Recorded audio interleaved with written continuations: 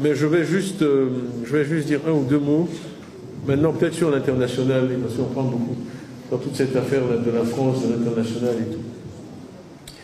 Bon, premièrement, moi je crois que le destin d'un pays, il est d'abord l'affaire de ses citoyens. Bon, il y en a beaucoup qui disent, oui, je ne sais pas si vous allez être bien d'accord quand je veux bien expliquer.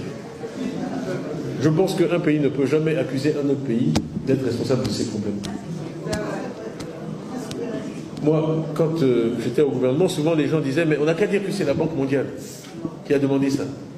Et je disais non, parce que soit quelque chose est bon pour la Côte d'Ivoire, soit quelque chose est mauvais pour la Côte d'Ivoire. Si c'est bon pour la Côte d'Ivoire, on doit pouvoir l'assumer.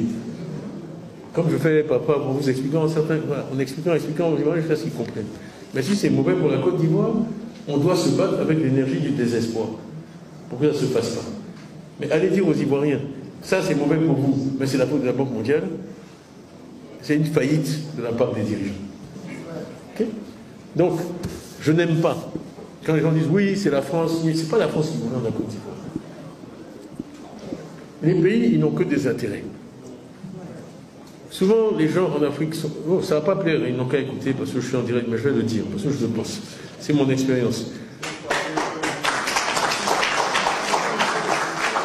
Il y a trop d'idées en Afrique qui pensent qu'on est victime d'un complot spécifique.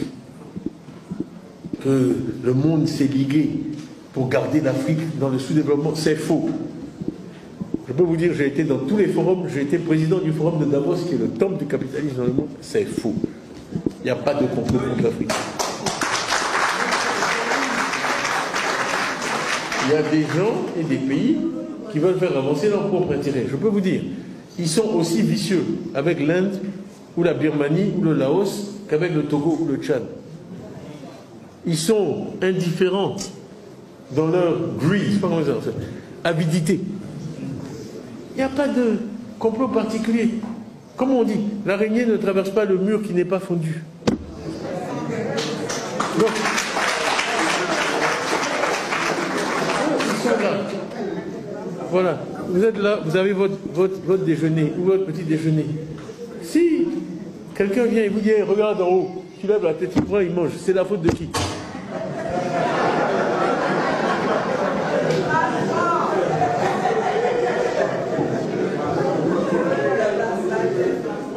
Moi, quand j'étais petit, ma mère, bon, mes frères, ils vont pas aimer ça, mais j'étais souvent fâché parce que je dis, je comprends pas. Chaque fois, mes frères, là, ils viennent, on joue à pile ou face et puis je perds. Je dis, mais toi, qu'est-ce qu'ils te disent? Ils disent, pile je gagne, face tu perds. Mais tu es bête. Pile ou face, pile je gagne, face tu perds. Et puis tu joues. Depuis ce jour-là, ils ont commencé à perdre aussi à pile ou face contre moi. J'ai dit non, votre affaire là. Mais c'est ça, quelquefois on joue à pile je gagne, face tu perds. C'est à un pays de défendre ses intérêts. Un pays ne peut pas se plaindre du fait que d'autres profitent de sa paresse, de sa faiblesse, de sa division. Il faut arrêter d'accuser les autres pour des problèmes qui nous sont propres. Moi, vous n'avez la souveraineté. La souveraineté, c'est un mot creux. Si vous n'en avez pas les moyens. Vous savez, c'était Pierre Laval qui était allé voir Staline. Dans la collaboration au National Mondial, il est allé voir Staline et puis il lui parlait du pape. Et Staline a dit, mais oui, d'accord, le pape, mais le pape, c'est combien de divisions? Il a combien de divisions, votre pape? Moi, il me faut 40 divisions pour battre Hitler. Donc, tout ça pour dire un peu sérieusement que vraiment, il y a trop de focalisation sur ce que va faire le reste du monde. On veut la liberté, mais on dit, mais Thiam n'a qu'à parler à Macron et puis, comme ça, on va être libre. Ça ne marche pas comme ça. Ça ne marche pas comme ça. Il faut comprendre comment le monde fonctionne. Comprendre comment le monde fonctionne. Si vous n'êtes pas prêt à défendre, les Anglais disent, sur votre petit déjeuner, il faut le défendre. Il ne faut pas laisser quelqu'un venir manger votre petit déjeuner. Voilà. Et pour ça aussi, je suis désolé, mais il faut élire de bons dirigeants. Voilà.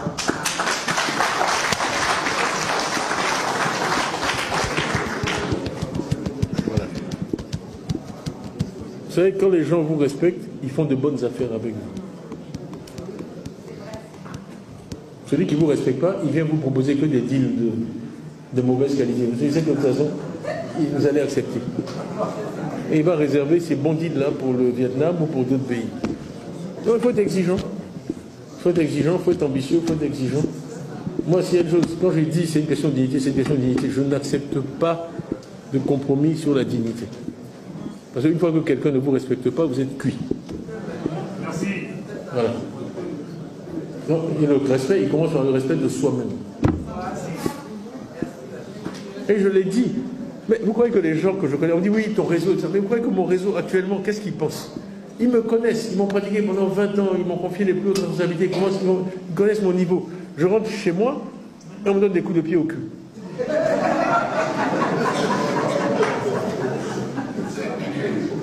Vous croyez qu'ils me disent quoi? Vous croyez qu'ils me disent quoi? Tu as vu? Voilà pourquoi chez vous, là, c'est comme ça.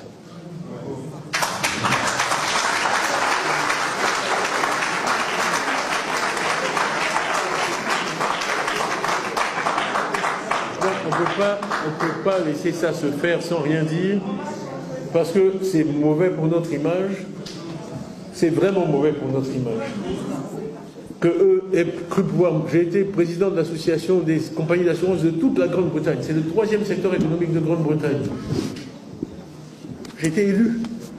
Qui m'est jugé digne de faire ce genre de fonction et que je viens chez moi, non seulement on ne veut pas de moi, mais on me dit que je ne suis même pas ivoirien. Mais ça dépasse l'entendement. Je ne sais même pas comment expliquer ça aux gens. Mes amis me demandent, je ne sais pas comment leur expliquer. Comment l'expliquer?